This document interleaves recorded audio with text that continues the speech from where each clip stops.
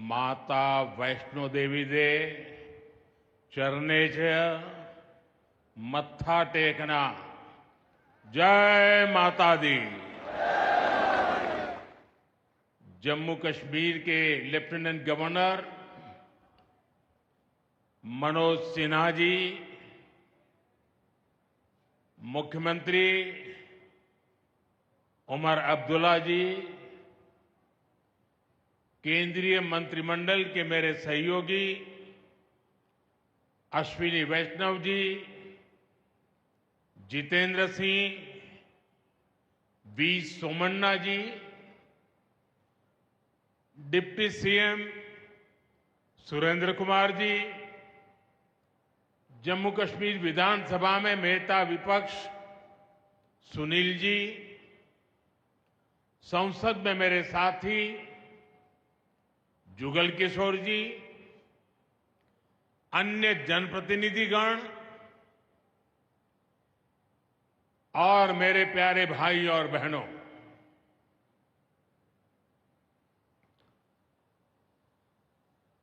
वीर जोरावर सिंह जी की ये भूमि है। मैं इस धरती को प्रणाम करता हूं। साथियों, आज का ये कार्यक्रम भारत की एकता और भारत की इच्छा शक्ति का विराट उत्सव है।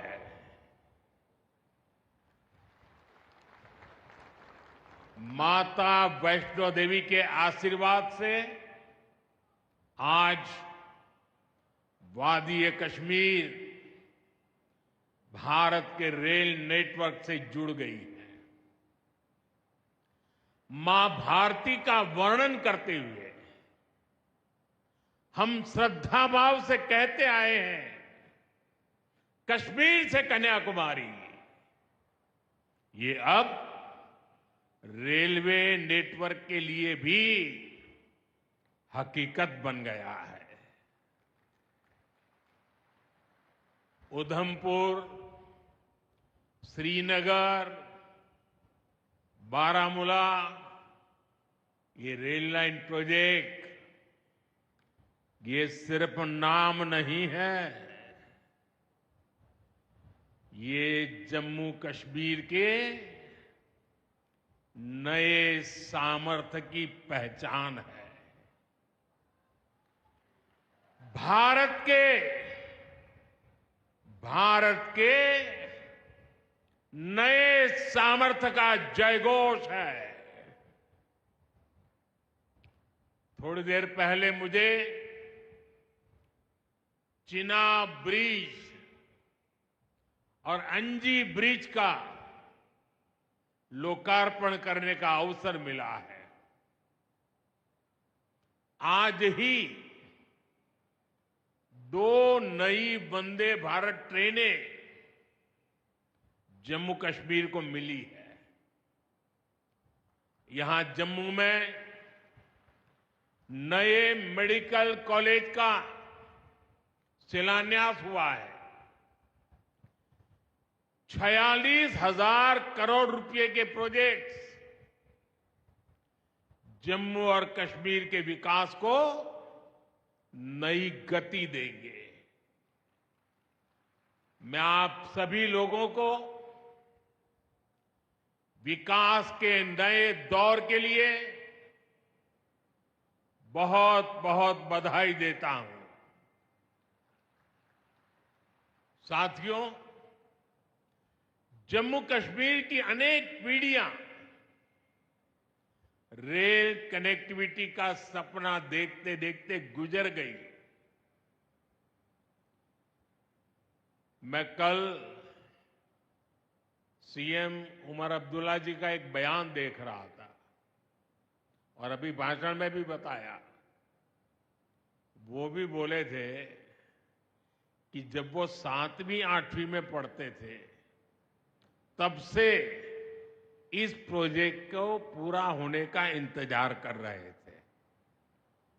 आज जम्मू कश्मीर के लाखों लोगों का सपना पूरा हुआ है। और ये भी हकीकत है, जितने अच्छे काम है ना, वो मेरे लिए ही बाकी रहे हैं। साथियों, ये हमारी सरकार का सौभाग्य है कि इस प्रोजेक्ट ने हमारे कार्यकाल में गति पकड़ी और हमने इसे पूरा करके दिखाया। बीच में कोविड के कालखंड के कारण भी अनेक मुसीबतें आई, लेकिन हम डटे रहे। साथियों, रास्ते में आने जाने की मुश्किलें, मौसम की परेशानी, लगातार पहाड़ों से गिरते पत्थर, ये प्रोजेक्ट पूरा करना मुश्किल था, चुनौतीपूर्ण था। लेकिन हमारी सरकार ने चुनौती को ही चुनौती देने का रास्ता चुना है। आज जम्मू कश्मीर में बन रहे अनेकों ऑल वेदर इंफ्रास्ट्रक्चर प्रोजेक्ट इसका उदाहरण है। कुछ महीने पहले ही सोनमर्ग टनल शुरू हुई है। अभी कुछ देर पहले ही मैं चिनाब और अंजी ब्रिज से होकर आपके बीच आया हूं। इन पुलों पर चलते हुए मैंने भारत के बुलंद इरादों को,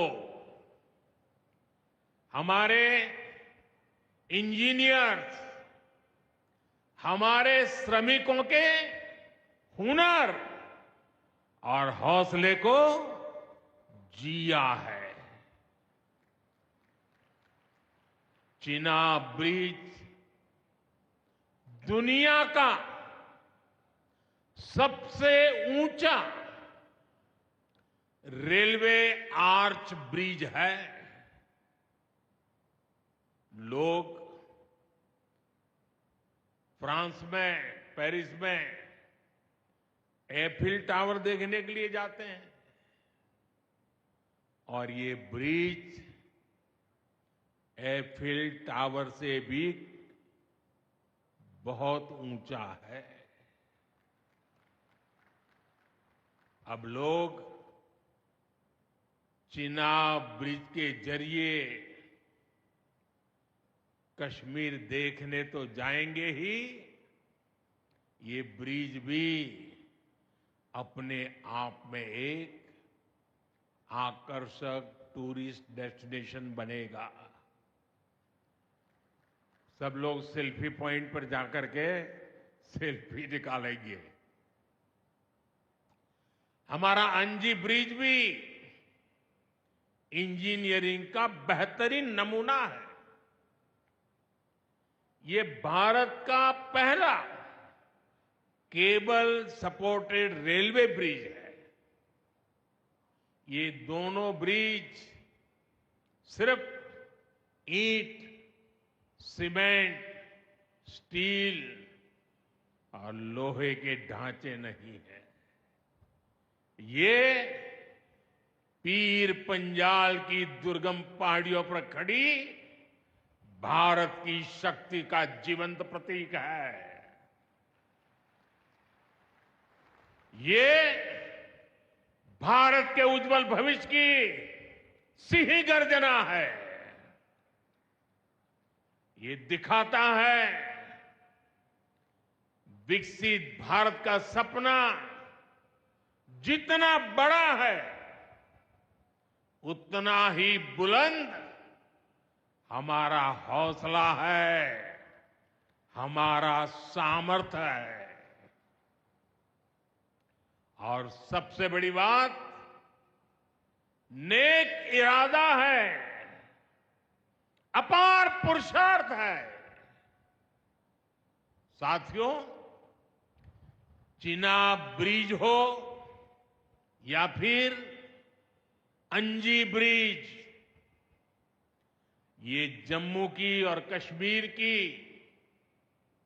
दोनों क्षेत्रों की समृद्धि का जरिया बनेंगे।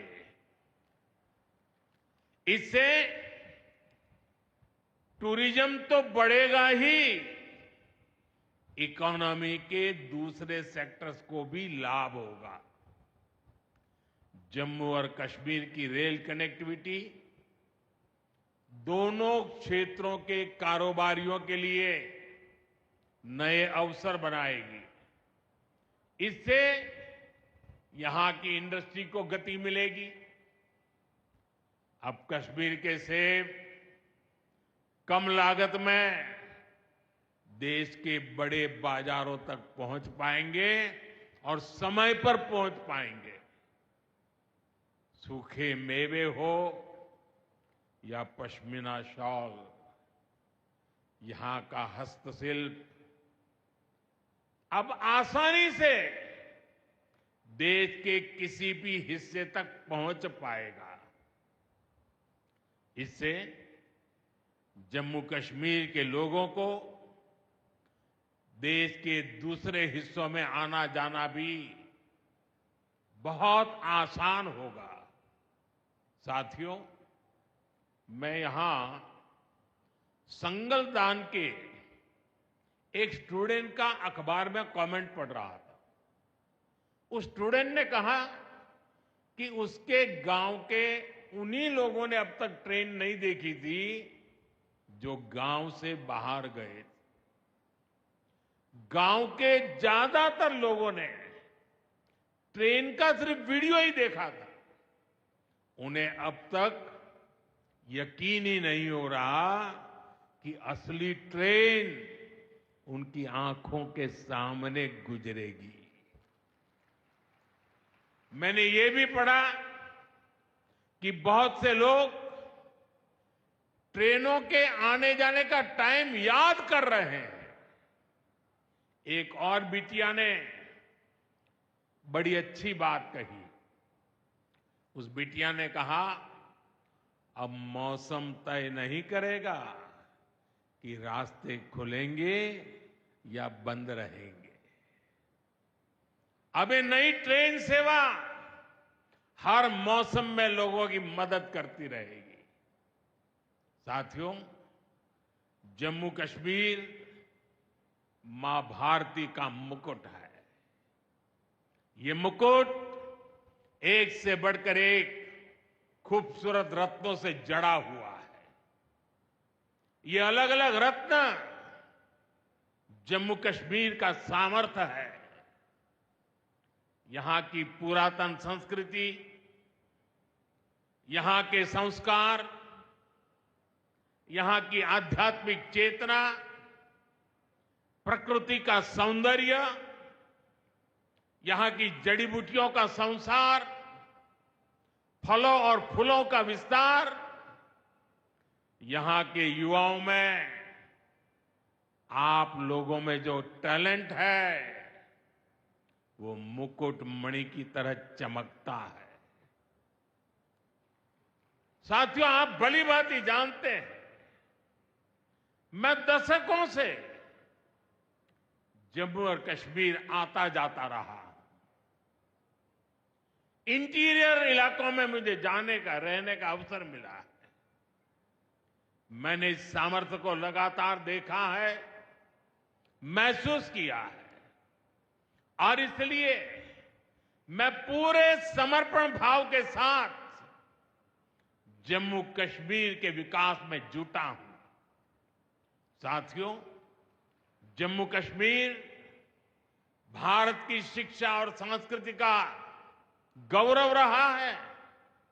आज भारत दुनिया के बड़े नॉलेज हब में से एक हमारा जम्मू कश्मीर बन रहा है, तो इसमें जम्मू कश्मीर की भागीदारी भी भविष्य में भी बढ़ने वाली है।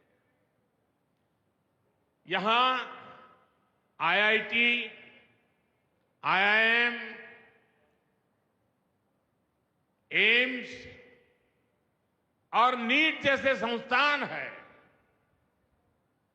जम्मू और श्रीनगर में सेंट्रल यूनिवर्सिटीज हैं। जम्मू और कश्मीर में रिसर्च इकोसिस्टम का भी विस्तार हो रहा है। साथियों, यहां पढ़ाई के साथ साथ दवाई के लिए भी अभूतपूर्व काम हो रहा है। बीते कुछ सालों में ही 2 स्टेट लेवल के कैंसर संस्थान बने हैं। पिछले 5 वर्षों में यहां 7 नए मेडिकल कॉलेज शुरू किए गए हैं। आप भी जानते हैं, जब मेडिकल कॉलेज खुलता है तो उससे मरीजों के साथ ही उस क्षेत्र के युवाओं को भी सबसे ज्यादा फायदा मिलता है।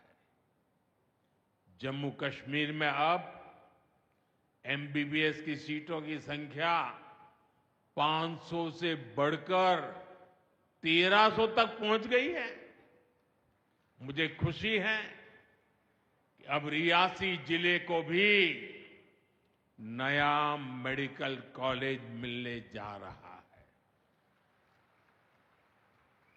Shri Mata Vaishno Devi institute of medical excellence, ये आधुनिक अस्पताल तो है, ये दान पुण्य करने की हमारी जो संस्कृति है उसका भी उदाहरण है। इस मेडिकल कॉलेज को बनाने में जो राशि लगी है उसके लिए भारत के कोने कोने से माता वैष्णो देवी के चरणों में आने वाले लोगों ने दान दिया हुआ है।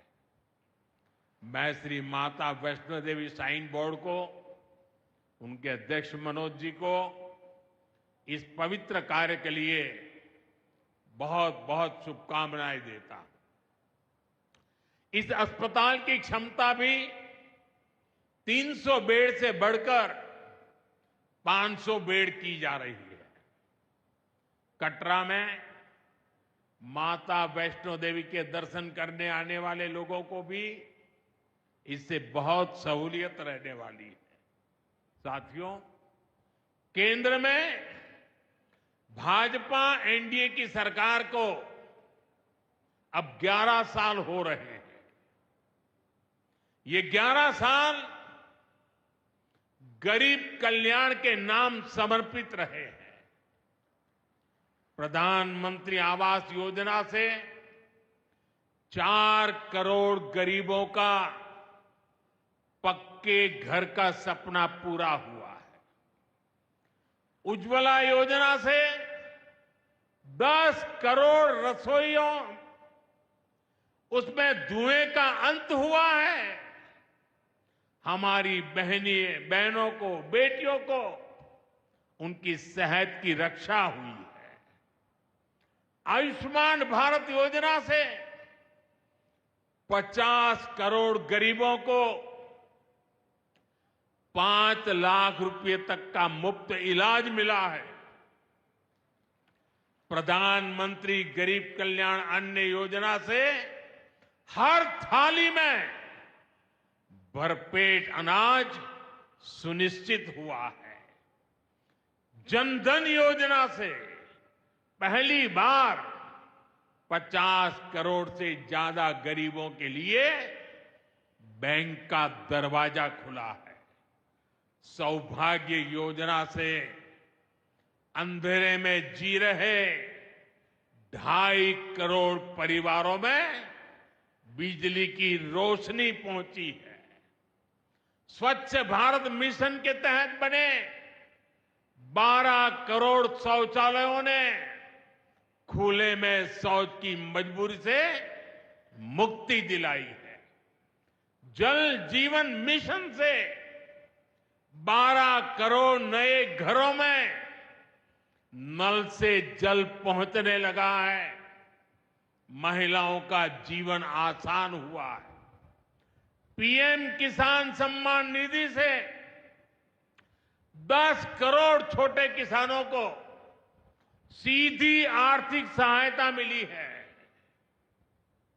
साथियों, सरकार के ऐसे अनेक प्रयासों से पिछले 11 साल में 25 करोड़ से ज्यादा गरीबों ने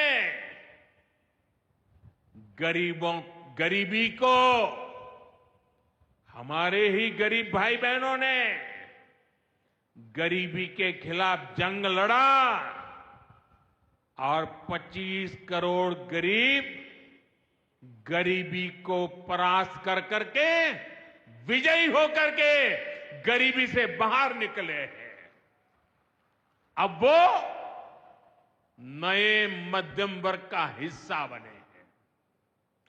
जो लोग अपने आप को समाज व्यवस्था के एक्सपर्ट मानते हैं, बड़े खेरखा मानते हैं, जो लोग अगड़े पिछड़े की राजनीति में डूबे रहते हैं, जो लोग दलितों के नाम पर राजनीतिक रोटियां सेकते रहे हैं, जरा जिन योजनाओं का मैंने सिर्फ उल्लेख किया है उसकी तरफ नजर कर लीजिए। कौन लोग हैं जिनको ये सुविधाएं मिली हैं? वो कौन लोग हैं जो आजादी के 7 दशक तक इन प्राथमिक सुविधाओं से वंचित रहे थे? ये मेरे दलित भाई बहन है,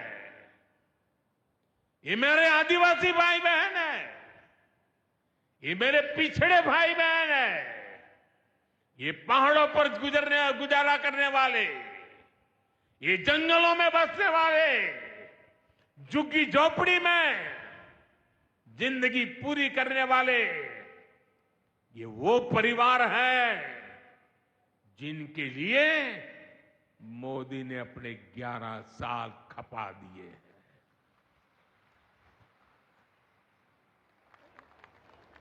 केंद्र सरकार का प्रयास है कि गरीबों को, नए मध्यम वर्ग को ज्यादा से ज्यादा ताकत दे। 1 रैंक 1 पेंशन हो, 12 लाख रुपए तक की सैलरी को टैक्स फ्री करना हो, घर खरीदने के लिए आर्थिक सहायता देना हो, सस्ती हवाई यात्रा के लिए मदद देनी हो, हर तरह से सरकार गरीब और मध्यम वर्ग के साथ कंधे से कंधा मिलाकर चल रही है।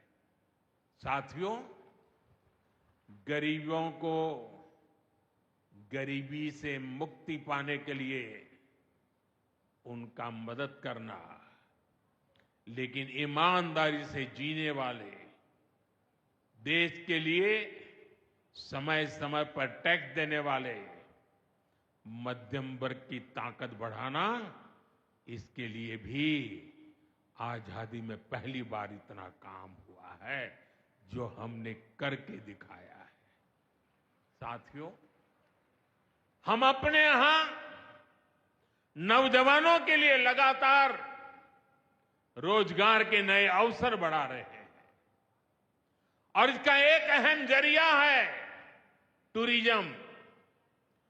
टूरिज्म से रोजगार मिलता है,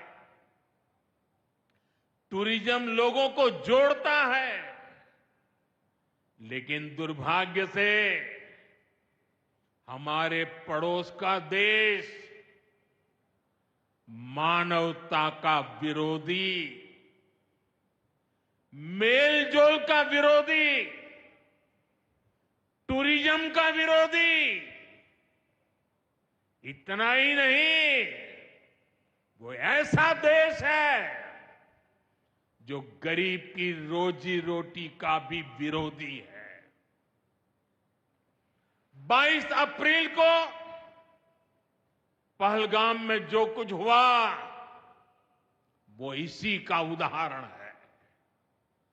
पाकिस्तान ने पहलगाम में इंसानियत और कश्मीरियत दोनों पर वार किया।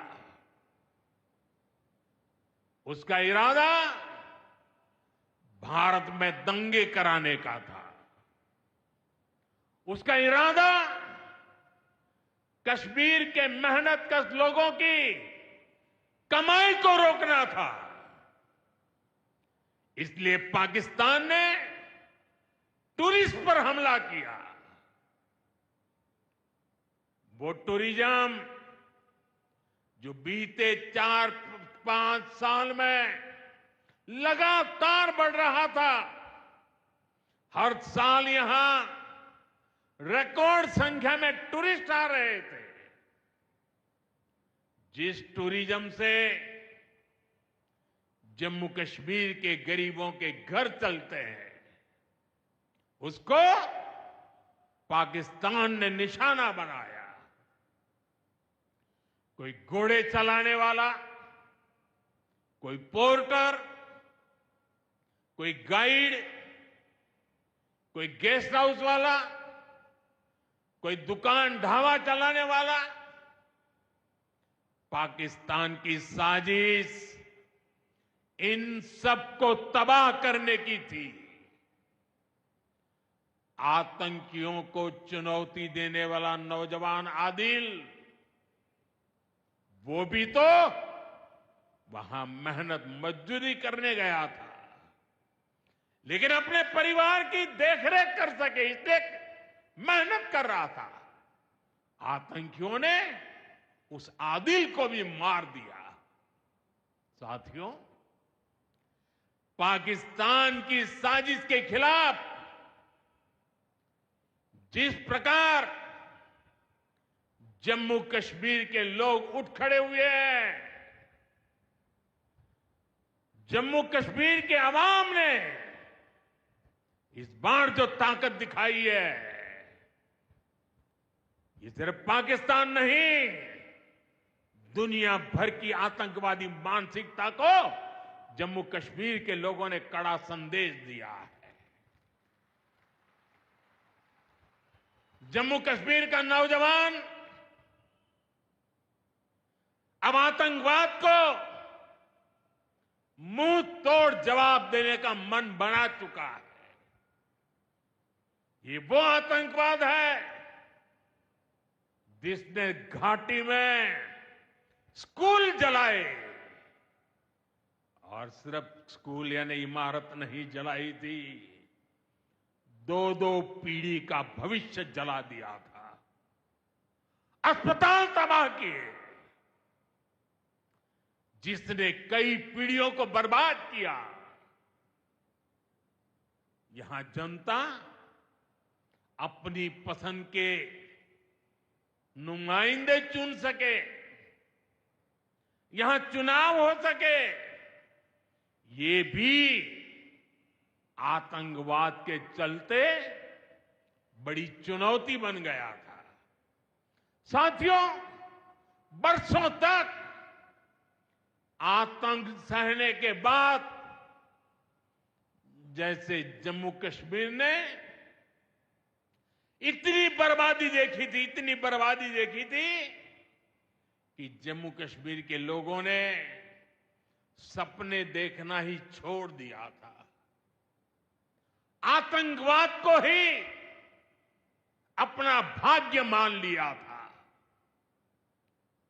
जम्मू कश्मीर को इस स्थिति से निकालना जरूरी था, और हमने ये करके दिखाया है।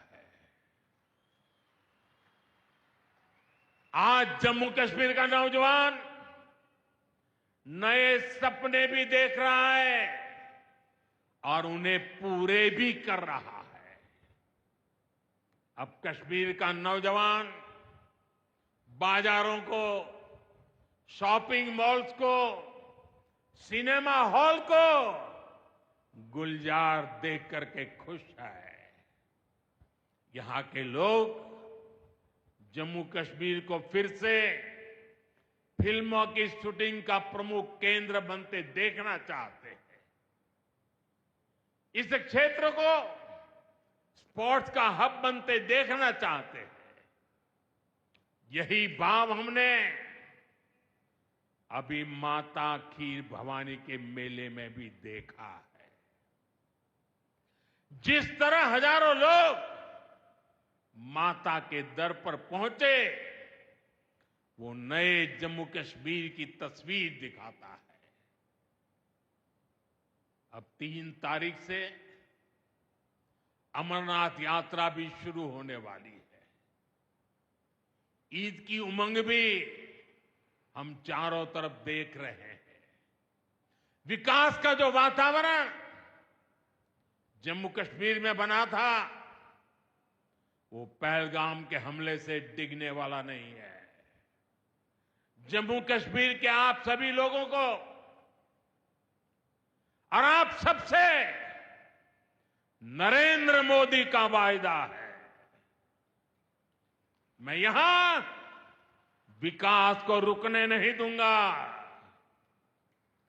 यहां के नौजवानों को सपने पूरा करने से कोई भी बाधा अगर रुकावट बनती है, तो उस बाधा को पहले मोदी का सामना करना पड़ेगा। साथियों, आज 6 जून है। याद कीजिए, 1 महीने पहले, ठीक 1 महीने पहले 6 मई की वो रात पाकिस्तान के आतंकियों पर कयामत बरसी थी।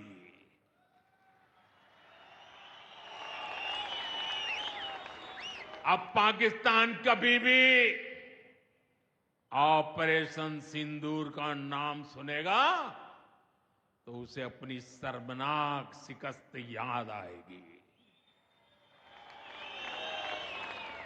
पाकिस्तानी फौज और आतंकियों ने कभी सोचा नहीं था कि भारत पाकिस्तान में सैकड़ों किलोमीटर अंदर जाकर के आतंकवादियों पर इस तरह वार करेगा। बरसों की मेहनत से उन्होंने आतंक की जो इमारतें बनाई थी, वो कुछ ही मिनटों में खंडहर में बदल गई है। और ये देख पाकिस्तान बुरी तरह बौखला गया था और उसने अपना गुस्सा जम्मू के, पूंछ के दूसरे जिलों के लोगों के पर भी निकाला। पूरी दुनिया ने देखा कि पाकिस्तान ने कैसे यहां घर उजाड़े, बच्चों पर गोले फेंके, स्कूल, अस्पताल तबाह किए, मंदिर, मस्जिद, गुरुद्वारों पर शेलिंग की। आपने जिस तरह पाकिस्तान के हमलों का मुकाबला किया, वो हर देशवासी ने देखा है। इसलिए अपने परिवारजनों ने उनके साथ हर देशवासी पूरी शक्ति से खड़ा है। साथियों, जिन लोगों की क्रॉस बॉर्डर फायरिंग में मृत्यु हुई है, उनके परिवार के सदस्य को कुछ दिन पहले ही नियुक्ति पत्र सौंपे गए हैं। शेलिंग से प्रभावित 2000 से ज्यादा परिवारों की तकलीफ भी हमारी अपनी तकलीफ है। इन परिवारों को शेलिंग के बाद अपने घर की मरम्मत के लिए आर्थिक मदद दी गई थी। अब केंद्र सरकार ने ये तय किया है कि इस मदद को और बढ़ाया जाए। आज के इस कार्यक्रम में मैं इसकी भी जानकारी आपको देना चाहता हूं।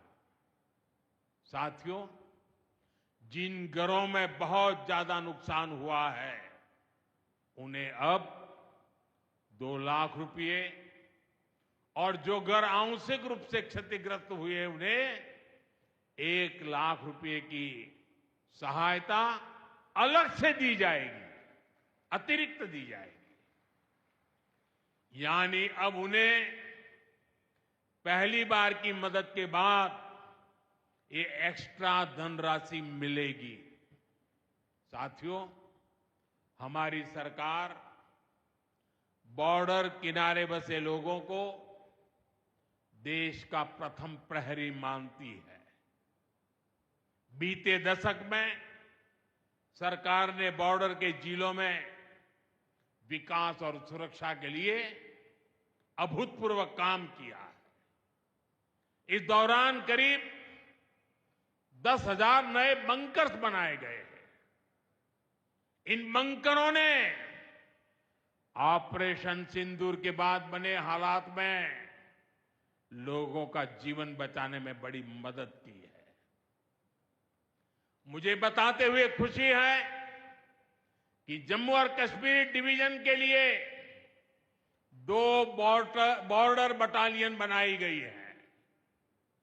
2 वुमेन बटालियन बनाने का भी काम पूरा कर लिया गया है। साथियों, हमारा जो इंटरनेशनल बॉर्डर है उसके पास जो बहुत दुर्गम इलाके हैं वहां भी सैकड़ों करोड़ रुपया खर्च करके नया इंफ्रा बनाया जा रहा है। कठुआ से जम्मू हाईवे को 6 लेन का एक्सप्रेसवे बनाया जा रहा है। अखनूर से पुंछ हाईवे का भी चौड़ीकरण किया जा रहा है। वाइब्रेंट विलेज प्रोग्राम के तहत भी बॉर्डर के गांवों में विकास के काम को और गति दी जा रही है। जम्मू कश्मीर के 400 ऐसे गांव जहां ऑल वेदर कनेक्टिविटी नहीं थी, उन्हें 1800 किलोमीटर की नई सड़कें बिछाकर जोड़ा जा रहा है। इस पर भी सरकार 4,200 करोड़ रुपए से ज्यादा खर्च करने जा रही है। साथियों, आज मैं जम्मू कश्मीर के आप लोगों से, खासकर यहां के नौजवानों से एक विशेष आग्रह भी करने आया हूं। और जम्मू कश्मीर की धरती से मैं देश को भी आग्रह करना चाहता हूं। आपने देखा है कि कैसे ऑपरेशन सिंदूर ने आत्मनिर्भर भारत की ताकत दिखाई है। आज दुनिया भारत के डिफेंस इकोसिस्टम की चर्चा कर रही है और इसके पीछे एक ही कारण है, हमारी सेनाओं का मेक इन इंडिया पर भरोसा। सेनाओं ने जो कर दिखाया, अब वही हर भारतवासी को दोहराना है। इस साल के बजट में हमने मिशन मैन्युफैक्चरिंग की घोषणा की है। इस मिशन के तहत सरकार मैन्युफैक्चरिंग को नई उड़ान देने का काम कर रही है। मैं जम्मू कश्मीर के युवाओं से कहूंगा, आइए इस मिशन का हिस्सा बनिए। देश को आपकी आधुनिक सोच चाहिए, देश को आपके इनोवेशन की जरूरत है। आपके आइडिया, आपकी स्किल भारत की सुरक्षा को, भारत की अर्थव्यवस्था को नई ऊंचाई देंगे। पिछले 10 वर्षों में भारत एक बड़ा डिफेंस एक्सपोर्टर बना है। अब हमारा लक्ष्य है दुनिया के टॉप डिफेंस एक्सपोर्टर्स में भारत का नाम भी शामिल हो।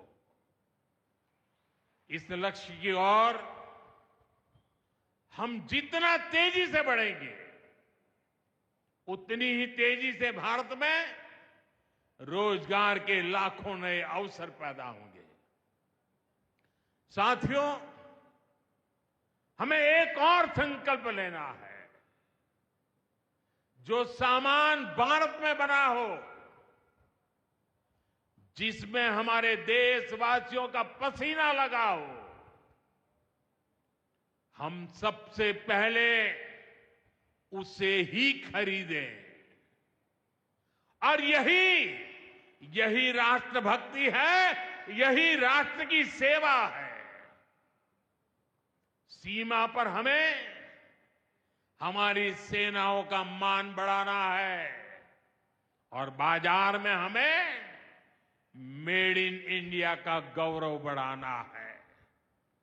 साथियों, एक सुनहरा और उज्जवल भविष्य जम्मू कश्मीर का इंतजार कर रहा है। केंद्र सरकार और यहां की सरकार मिलकर विकास के कार्यों में जुटे हैं, एक दूसरे को सहयोग कर रहे हैं। शांति और खुशहाली के जिस रास्ते पर हम आगे बढ़ रहे हैं, हमें उसे लगातार मजबूत करना है। मां वैष्णो देवी के आशीर्वाद से विकसित भारत, विकसित जम्मू कश्मीर का यह संकल्प सिद्धि तक पहुंचे, इसी कामना के साथ आप सभी को फिर से ये ढेर सारे विकास के प्रोजेक्ट के लिए और एक से बढ़कर एक शानदार प्रोजेक्ट के लिए मैं बहुत बहुत बधाई देता हूं। दोनों मुट्ठी बंद करके पूरी ताकत से मेरे साथ बोलिए, भारत माता की। आवाज हिंदुस्तान के हर कोने में गूंजनी चाहिए। भारत माता की, भारत माता की, भारत माता की, भारत माता की। बहुत बहुत धन्यवाद।